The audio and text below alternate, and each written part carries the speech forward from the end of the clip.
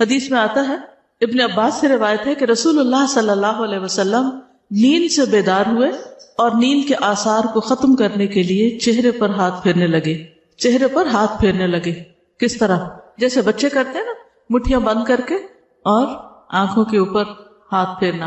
اور پھر اسی طرح اگر انسان یہ سمجھتا ہے کہ اس کا جسم اکڑا ہوا ہے یا کسی اور جگہ پر اس کو خود اپنے آپ کو دبانے کی ضرورت ہے، تو اپنی طبیعت کے مطابق آپ خود کو جگانے کے لیے کوئی بھی طریقہ اختیار کر سکتے ہیں. بعض لوگ اکوپریشر کے ساتھ اپنی ٹریٹمنٹ خود کرتے رہتے ہیں. اگر کسی بھی طرح آپ کو صبح اٹھنے میں مشکل پیش آتی ہے، کسی بیماری کی وجہ سے، کسی ایسی تھکاوٹ کی وجہ سے کہ ساری رات سونے کے باوجود آپ نہیں جاگ پاتے پراپر طریقے سے، تو اس صورت میں آپ کو ضرور ایسے طریقے سیکھ لینے چاہیے کہ جب اٹھیں آپ تو واقعی فریش ہوں اور دن کا آغاز پراپر طریقے سے کر سکیں. کیونکہ جس چیز کا آغاز اچھا نہ ہو اس کا انجام کیا اچھا ہوگا. تو اس میں ہمیں بہت کانشیسلی اور بہت توجہ کے ساتھ اپنی اصلاح کے طریقے سوچنے ہیں کہ ہم جب اٹھیں تو ایک تو سنت کے مطابق عمل کریں، اور اس کے علاوہ اگر ہمیں کسی بھی طرح سے ضرورت ہے اپنے علاج کی تو اس پر بھی توجہ دیں. سو کر اٹھنے کے بعد ہاتھ وغیرہ دھو لینے چاہیے. رسول اللہ صلی اللہ علیہ وسلم نے فرمایا جب تم میں سے کوئی نیند سے بیدار ہوا تو اپنے ہاتھ کو وضو کے پانی میں ڈالنے سے پہلے دھو لے، اس لیے کہ تم میں سے کوئی یہ نہیں جانتا کہ رات کو اس کا ہاتھ کہاں تھا. ابھی تو ٹیپ وغیرہ ہوتی ہے نا، تو ٹیپ کو تو آپ ایسے ہی کھول لیتے ہیں، لیکن جب باقاعدہ کوئی ایسے لوٹے وغیرہ یا ایسی چیزیں نہیں ہوتی تھی، وضو کے لیے پانی لپ بھر کے، یعنی اب تو نا کہ مگ وغیرہ ہوتے ہیں اس کے ذریعے لوگ پانی نکال لیتے ہیں، لیکن پہلے زمانے میں اور آج بھی بہت سی جگہوں پر ایسے حالات ہیں کہ لوگ ہاتھوں سے ہی پانی لیتے ہیں، تو گندے ہاتھ کو پانی میں نہیں ڈالنا چاہیے. پھر اسی طرح ایک اور حدیث میں آتا ہے، حذیفہ رضی اللہ عنہ سے روایت ہے کہ نبی صلی اللہ علیہ وسلم جب رات کو نیند سے بیدار ہوتے تو اپنا منہ مسواک سے صاف کرتے. نبی صلی اللہ علیہ وسلم نے فرمایا جب تم میں سے کوئی نیند سے بیدار ہو اور وضو کرے تو 3 مرتبہ ناک میں پانی ڈال کر جھاڑے، کیونکہ شیطان اس کی ناک کے بانسے میں رات گزارتا ہے.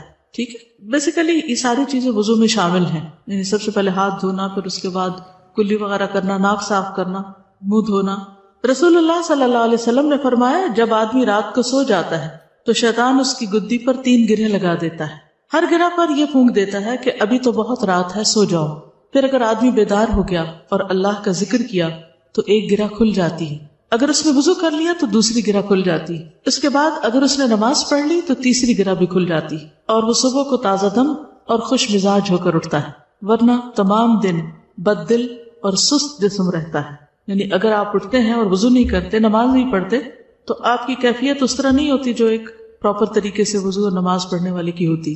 اب اگر آپ پیریڈز کی حالت میں ہیں اور آپ کو وضو نہیں کرنا، نماز نہیں پڑھنی، تو آپ اپنے اوپر سے اسے خاص قسم کے ڈپریشن کی کیفیت یا سستی یا بیزاری کی کیفیت کو کیسے دور کر سکتے ہیں؟ کیا کرنا چاہیے آپ کو؟ جی ہاں، ان ڈیز میں وضو کرنا منع نہیں ہے، نماز پڑھنے کی تو اجازت نہیں، لیکن وضو کرنا منع نہیں ہے.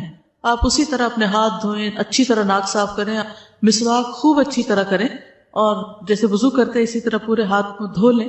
اگر نہانا چاہے تو نہا بھی سکتے ہیں، نہانا بھی منع نہیں ہے. اور پھر اگر کوئی اور کام کاج کر رہے ہیں تو چلتے پھرتے بھی ذکر اذکار کرتے رہیں، تو انشاءاللہ وہ جو کیفیت ہے ایک گھٹن کی سی یا تنگی کی، وہ دور ہو جائے گی. ٹھیک ہے، یہ بتائیے کہ آپ لوگ مسواک کتنے منٹ تک کرتے ہیں؟ تقریباً مسواک کتنی دیر تک کرتے ہیں؟ کتنے لوگ 15 منٹ؟ میں 15 منٹ مسواک کرتی ہوں، مسلسل 15 منٹ. کیونکہ مسواک ایسی چیز نہیں ہوتی ٹوتھ برش کی طرح کہ جس کو آپ 2 دفعہ ادھر ادھر کریں اور آپ کا منہ صاف ہو جائے. کیونکہ اگر آپ ایک ایک دانت کو باہر سے اور اندر سے اور پھر تالو اور پھر ٹنگ اور پورے ایریے کو، حتیٰ کہ آپ اپنے ٹانسلز وغیرہ ہیں وہاں تک اگر آپ مسواک لے جاتے ہیں اور پوری طرح کلین کرتے ہیں تو اتنا ٹائم تو کہیں گیا ہی نہیں. اس وقت بھی میری تسلی نہیں ہوتی کہ واقعی چھوڑ دینا چاہیے، صرف یہ ہوتا ہے کہ بہت وقت جا رہا ہے تو اس لیے چھوڑنا پڑتا ہے. 3 منٹ میں کوئی مسواک نہیں ہوتا، اور نہ دانت صاف ہوتے ہیں نہ منہ صاف ہوتا ہے. اس کو تھوڑا سا انکریز کر لیجیے. اگر آپ سمجھتے ہیں کہ آپ کے لیے مشکل ہے کہ آپ اٹھے ہی دیر سے، کیونکہ جو دیر سے اٹھے گا وہ یہ نہیں کر سکے گا، اس کے لیے آپ کو 15 منٹ کم از کم پہلے اٹھنا پڑے گا. اور اگر آپ دیر سے اٹھے کسی وجہ سے اور اس وقت آپ کو وقت نہیں ملا تو آپ کیا کر سکتے ہیں؟ واک کے دوران یا کسی بھی اور کام کاج کے دوران آپ مسواک کرتے رہیں. مثلاً اگر آپ ایک اسٹریچ میں نہیں کر سکتے تو 2-3 وقفوں میں کر لیں، لیکن صحیح معنوں میں منہ کی صفائی اگر ہو جائے تو آپ بہت سے امراض سے بچ سکتے ہیں. اور بہت سے لوگوں کو جو منہ سے اسمیل آنے کی بیماری ہوتی اور اس سے دوسروں کو کس قدر اذیت ہوتی، فرشتوں کو بھی اذیت ہوتی. اب آپ دیکھیے آپ نماز پڑھ رہے ہیں اور آپ کی منہ سے اسمیل آ رہی، آپ کے پاس کھڑے ہونے والوں کو سخت تکلیف ہو رہی، ان کی نماز کا بھی خشوع ختم ہو گیا اور فرشتے بھی آپ سے دور ہو گئے کہ آپ کے منہ سے اسمیل آئے چلے جا رہی. تو کیا اس کا علاج کرنا ہمارا فرض نہیں؟ تو اس کے علاج میں سب سے اہم نسخہ کیا ہے؟ مسواک کرنا اور کافی دیر تک کرنا حتیٰ کہ یہ بیماری ختم ہو جائے. صرف چند چیزیں، کوئی سونف کھا لیے، کوئی الائچی کھا لی، تو اس سے تو وقتی طور پر آپ اس کو فریش کر سکتے ہیں کہ ان چیزوں کی خوشبو آ جائے آپ کے منہ سے، لیکن آپ کے سانس کے ساتھ جو گندگی آ رہی ہے وہ نہیں رک سکتی جب تک آپ اس کا پراپر علاج نہیں کرتے. اور اس کے علاج میں نمبر 1 نسخہ یہی ہے کہ صبح سویرے اچھی طرح مسواک کریں، زبان اور تالو اور پورے منہ کے ہر حصے کو اچھی طرح صاف کریں، کیونکہ نبی صلی اللہ علیہ وسلم ایسی فوڈ بھی استعمال نہیں کرتے تھے کہ جس کی وجہ سے منہ سے اسمیل آئے، کیونکہ آپ نے فرمایا کہ میں اس سے بات کرتا ہوں جس سے تم نہیں کرتے. تو ذکر کی حالت میں تو ہم بھی اللہ ہی سے بات کر رہے تھے. پھر اسی طرح یہ ہے کہ صبح اٹھتے وقت کچھ دعائیں بھی پڑھنی چاہیے. اب یہ نہیں کہ آپ سارا وضو وغیرہ کر کے پھر آ کے سو کے اٹھنے کی دعا پڑھ رہے ہیں. سو کر اٹھنے کی دعا کب پڑھی جائے گی؟ فوراً بعد.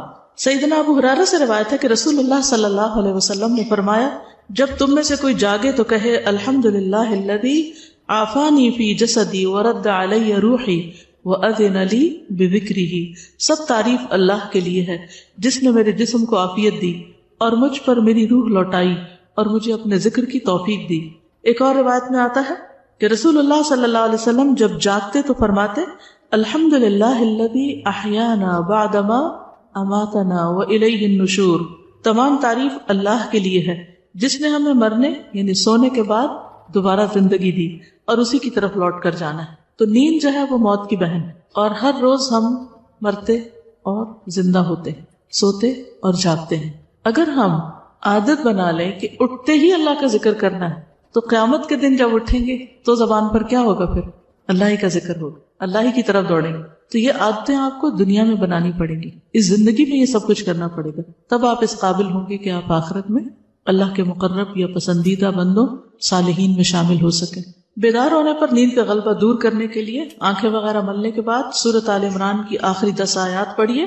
عبداللہ بن عباس سے روایت ہے کہ انہوں نے نبی صلی اللہ علیہ وسلم کی زوجہ اور اپنی خالہ یعنی وہی ہے زوجہ حضرت میمونہ کے گھر میں ایک رات گزاری. وہ فرماتے ہیں کہ میں تکیے کے عرض کی طرف لیٹ گیا. عرض کس کو کہتے؟ چوڑائی. اور رسول اللہ صلی اللہ علیہ وسلم اور آپ کی اہلیہ نے تکیے کی لمبائی پر آرام فرمایا. رسول اللہ صلی اللہ علیہ وسلم سوتے رہے اور جب آدھی رات گزر گئی یا اس سے کچھ پہلے یا کچھ بعد آپ بیدار ہوئے. یہ کیوں کہہ رہے ہیں کچھ پہلے کچھ بعد؟ کیونکہ اس دور میں گھڑیاں تو تھی نہیں کہ ایگزیکٹ ٹائم دیکھ کے بتاتے. تو آپ نے اپنے ہاتھوں سے نیند کو دور کرنے کے لیے آنکھیں ملی. پھر آپ نے سورۃ آل عمران کی آخری 10 آیتیں تلاوت فرمائیں. کہاں سے شروع ہوتی؟ ان فی خلق السماوات والارض واختلاف اللیل والنہار لآیات لأولی الالباب آخر تک. اسی طرح سو کر اٹھنے پر معوذتین بھی پڑھی جائیں گی.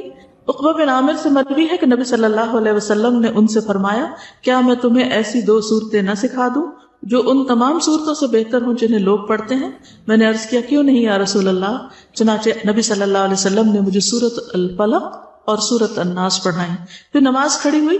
نبی صلی اللہ علیہ وسلم آگے بڑھ گئے اور نماز میں یہی دونوں صورتیں پڑھی. پھر میرے پاس سے گزرتے ہوئے فرمایا اے عقبہ تم کیا سمجھے؟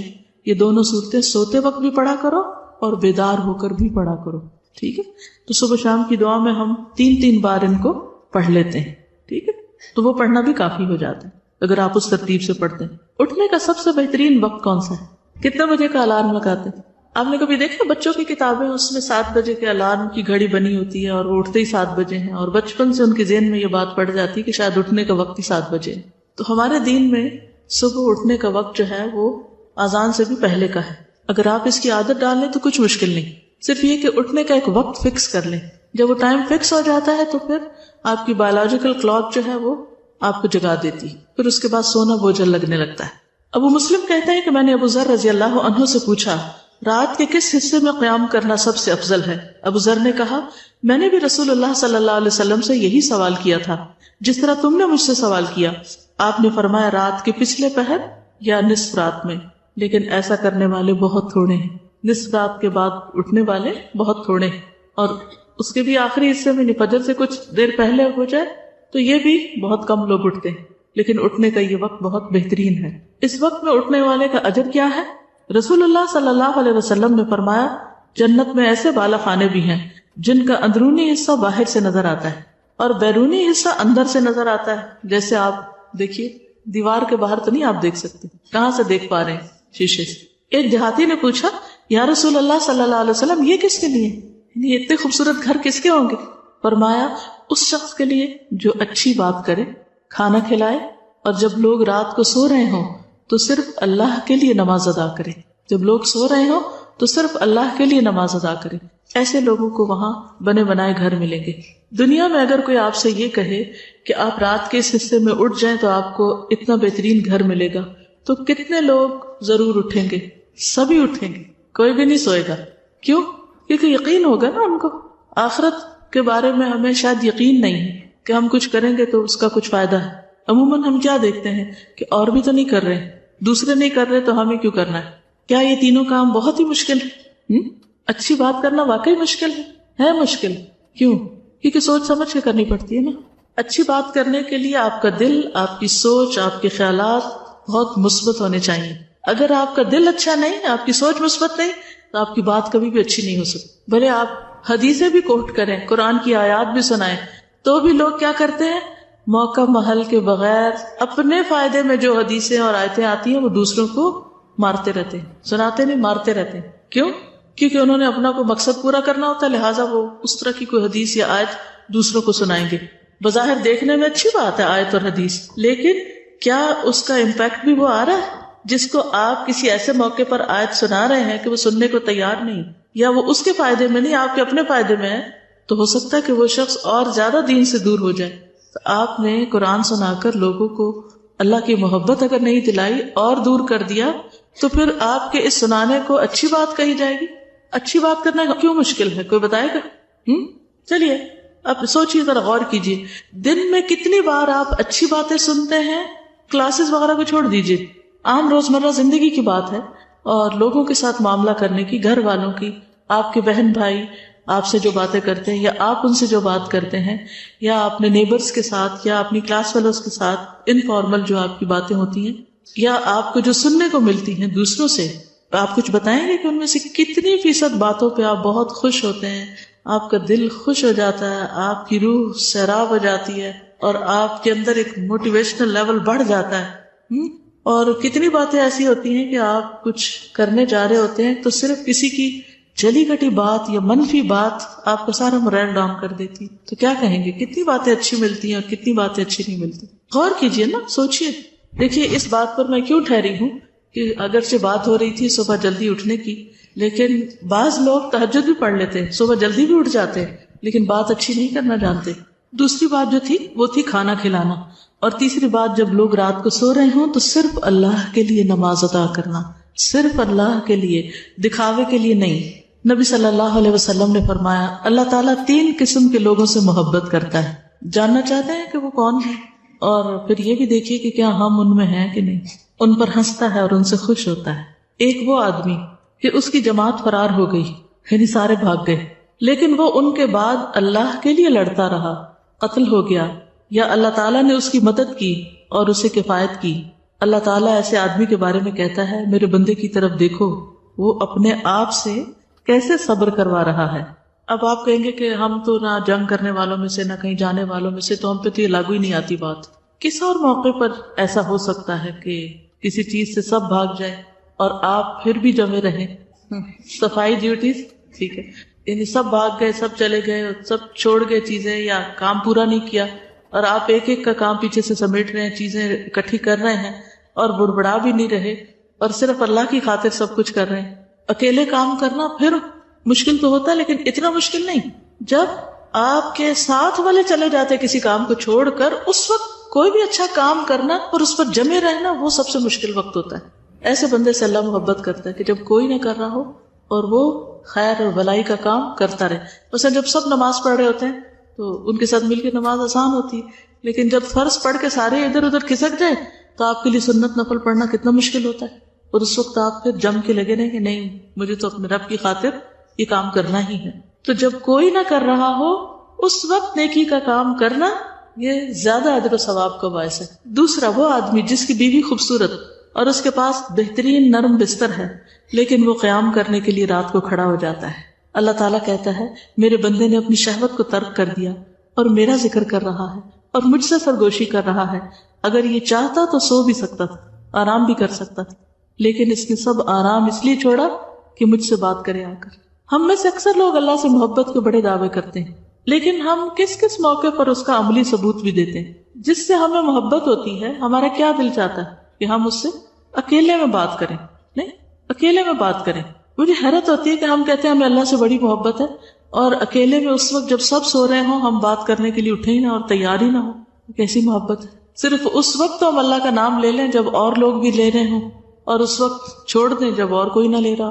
تو اپنے آپ کا جائزہ لیجئے کہ وہ کون کون سے مواقع ہیں کہ جب لوگ اللہ کا ذکر چھوڑ دیتے ہیں اور آپ کرتی رہتی, جب لوگ نمازیں مختصر کر دیتے ہیں, ادھر ادھر بھاگ جاتے ہیں اور آپ پڑھتی رہتی, جب اور کوئی قرآن گھر میں نہیں پڑھ رہا ہوتا تلاوت جیسے صبح کی, اور آپ اس وقت پڑھ رہے ہوتے ہیں. آپ کا بھی دل چاہ رہا ہوتا ہے کہ سب سو گئے نماز پڑھ کے میں بھی سو جاؤں, لیکن آپ چپکے سے کھسک کے باہر نکل جاتے ہیں اور آپ اپنی تلاوت شروع کر دیتے ہیں. تو ان سارے مواقع کا جائزہ لیجئے کہ جہاں لوگ جب چھوڑ جائیں کسی خیر بھلائی کے کام کو, یا کسی ایسی جگہ جہاں دنیاوی لذت اور آرام ہے, اور آپ اللہ کی خاطر اس کو چھوڑ کر اللہ کی طرف یکسو ہو جائیں. تیسرے, وہ آدمی جو قافلے سمیت سفر پر ہو, سب جا رہے ہیں اکٹھے کئی ٹرپ پر, وہ رات کو کچھ حصہ جاگنے اور چلنے کی وجہ سے چور چور ہو گئے ہیں, بالآخر سو گئے ہیں, لیکن وہ خوشی اور ناخوشی میں سحری کے وقت اٹھ کھڑا ہو اور نماز پڑھنی شروع کر دے. مجھے لگتا ہے یہ تینوں میں سے زیادہ بلند درجے پر ہے, کیونکہ ایسے وقت میں تو انسان کو اپنے ہوش و حواس قائم رکھنا مشکل ہو جاتا ہے. عموماً جب لمبے سفر سے آتے ہیں تو کیا دل چاہتا ہے کہ وہیں سے نماز پڑھ کے ہی آ جائیں, گھر آ کے نماز نہ پڑھنی پڑے. تو تھکاوٹ کے وقت میں اٹھ کر اللہ کی عبادت کرنا, اللہ کا ذکر کرنا, یہ ان کاموں میں سے ہے جن پر اللہ تعالیٰ آپ سے محبت کرتے ہیں. پھر تہجد کا وقت قبولیت کا خاص وقت ہے. سیدنا ابو ہریرہ سے روایت ہے کہ رسول اللہ صلی اللہ علیہ وسلم نے فرمایا, ہمارا مالک اور رب تبارک و تعالی ہر رات کو جس وقت آخری انتہائی رات باقی رہ جاتی آسمان دنیا کی طرف نزول فرماتا ہے اور ارشاد فرماتا ہے, کون ہے جو مجھ سے دعا کرے تو میں اس کی دعا قبول کروں, کون ہے جو مجھ سے مانگے تو میں اس کو عطا کروں, کون ہے جو مجھ سے مغفرت اور بخشش چاہے تو میں اس کو بخش دوں. اللہ کا قرب حاصل کرنے کا ذریعہ. ابو امامہ سے روایت ہے کہ رسول اللہ صلی اللہ علیہ وسلم نے فرمایا کہ نماز تہجد کی پابندی کرو, کیونکہ یہ پابندی تم سے پہلے قوموں کے نیک لوگوں کا طریقہ اور شعار رہا ہے, اور یہ تمہارے لیے اپنے رب کا قرب حاصل کرنے کا بہترین طریقہ ہے, اور کوتاہی کو مٹانے والا اور گناہوں سے باز رکھنے والا ہے. یعنی تہجد انسان کے اندر ایسی طاقت پیدا کرتے ہیں کہ انسان برائیوں سے بچ جاتے ہیں, برائیوں کی اٹریکشن کم ہو جاتی ہے. پھر شکر گزاری کا ذریعہ ہے. سیدنا مغیرہ بن شعبہ سے روایت ہے کہ رسول اللہ صلی اللہ علیہ وسلم نے اس قدر طویل قیام فرمایا, یعنی رات کو لمبی نماز پڑھی کہ آپ کے قدم مبارک سوج گئے. تو آپ سے عرض کیا گیا, آپ ایسا کیوں کرتے ہیں جبکہ آپ تو گناہوں سے پاک ہیں؟ آپ نے فرمایا, کیا اللہ سبحانہ وتعالیٰ کے لیے زیادہ شکر کرنے والا بندہ نہ بنوں جو اس نے احسان مجھ پر کیا, یعنی شکر گزاری میں زیادہ عبادت نہ کروں. پھر اسی طرح یہ کہ اگر آپ تہجد پڑھ رہے ہو تو اس وقت اگر آپ کو قرآن مجید کا کچھ حصہ زیادہ یاد ہے تو آپ زبانی پڑھ سکتے ہیں, ورنہ مصحف کھول کے بھی پڑھ سکتے ہیں تاکہ طویل قیام ہو, طویل قرات ہو. نبی صلی اللہ علیہ وسلم رات کی نماز میں قرات کبھی بلند آواز سے کرتے اور کبھی آہستہ آواز سے, دونوں طرح کر سکتے ہیں. اور آپ نے دیکھا ہوگا کہ کبھی طبیعت ایسی ہوتی ہے کہ دل چاہتا ہے کہ بلند پڑھا جائے, اور کبھی کبھی صبح اٹھ کے دل چاہتا ہے کہ آہستہ آہستہ ہی ٹھیک ہے. تو دونوں طریقے موجود ہیں. عاصم بن حمید فرماتے ہیں کہ میں نے حضرت عائشہ سے سوال کیا کہ رسول اللہ صلی اللہ علیہ وسلم اپنا قیام اللیل کس چیز سے شروع فرماتے؟ انہوں نے کہا, تم نے مجھ سے وہ بات پوچھی جو پہلے کسی نے نہیں پوچھی. جب نماز کے لیے کھڑے ہوتے تو کہتے اللہ اکبر 10 بار, الحمدللہ 10 بار, سبحان اللہ 10 بار, لا الہ الا اللہ 10 بار, استغفر اللہ 10 بار, اور پھر دعا پڑھتے اللہم اغفر لی واہدنی وارزقنی وعافنی, اور پھر آخر تک قیامت کے دن کی تنگی سے بھی پناہ مانگتے. ایک اور دعا ہے, سیدنا عباس سے مروی ہے کہ رسول اللہ صلی اللہ علیہ وسلم جب رات میں تہجد کے لیے کھڑے ہوتے تو فرماتے اللہم لک الحمد انت قیم السماوات والارض ومن فیہن ولک الحمد لک ملک السماوات والارض ومن فیہن, آخر تک. صحیح بخاری کی روایت ہے, اس کا ہم نے پوسٹر بھی الگ بنا کے رکھا ہوا, جن لوگوں کو زبانی نہ آتی ہو وہ دیکھ کے بھی پڑھ سکتے ہیں. پھر فجر کی سنتوں کے بعد تھوڑی دیر کے لیے دائیں پہلو پہ لیٹنا, نبی صلی اللہ علیہ وسلم کا یہ طریقہ تھا. پھر نماز فجر کے بعد رسول اللہ صلی اللہ علیہ وسلم کا عمل یہ تھا کہ جب آپ فجر ادا کر لیتے تو اپنی جگہ پہ بیٹھے رہتے فجر کی نماز کے بعد, یہاں تک کہ سورج اچھی طرح نکل آتا. سیدنا انس سے روایت ہے کہ رسول اللہ صلی اللہ علیہ وسلم نے فرمایا, جس نے فجر کی نماز با جماعت ادا کی پھر سورج نکلنے تک بیٹھا رہا، اللہ کو یاد کرتا رہا، پھر 2 رکعت نماز ادا کی. یہ کون سی نماز ہے؟ اشراق. تو اسے مکمل ایک حج اور ایک عمرے کا ثواب ملے گا. آپ نے تاکید کے لیے لفظ مکمل تامتن 3 بار دہرایا، مکمل حج اور عمرہ، مکمل حج اور عمرہ، مکمل حج اور عمرہ. تو اس سے کیا پتہ چلتا ہے کہ اگر انسان تہجد سے لے کر فجر اور فجر کے بعد اشراق تک کا وقت اللہ کے ذکر کے لیے مخصوص کر لے تو یہ سب سے بہترین طریقہ ہے، نبی صلی اللہ علیہ وسلم کا طریقہ ہے.